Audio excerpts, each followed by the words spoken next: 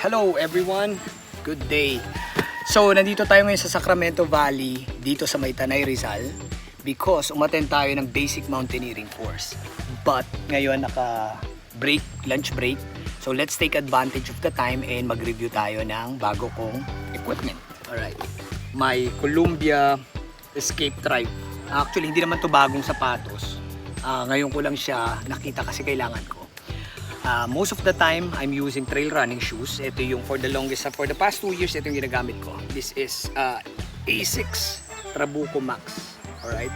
And marami ng bundok ang na-experience ko dito and never ako nagkaroon ng problema. However, yung next nating aakyatin, this next year, medyo malamig. So I'm looking for something na hindi Gore-Tex pero waterproof. Okay? I have some experiences with Gore-Tex and it wasn't good, so try tayo ng iba. Okay, so this is the Columbia Escape Tribe. Ang una ko napansin sa kanya was the design. So let's unbox it. Papakita ko lang sa inyo. So eto, look at that. So yung design niya is very parang basketball shoes. So alam mo yun, napaka-forma niya. And you have the logo of Columbia.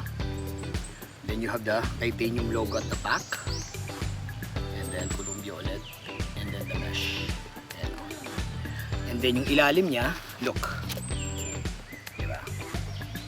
To be honest, when I tried this dun sa store, I was impressed kasi yung feels niya para siyang trail running shoes. Kaya yun agad ang nagustuhan ko. Plus, last pair at size ko pa. So it's meant to be. Malalaman natin this coming August kasi gagamitin ko siya for Kibungan cross country. Babalik tayo ng Kibungan and we'll find out kung ako ba ay makakakita ng Crying Mountain or ako yung magiging Crying Mountaineer dahil sa sapatos na to.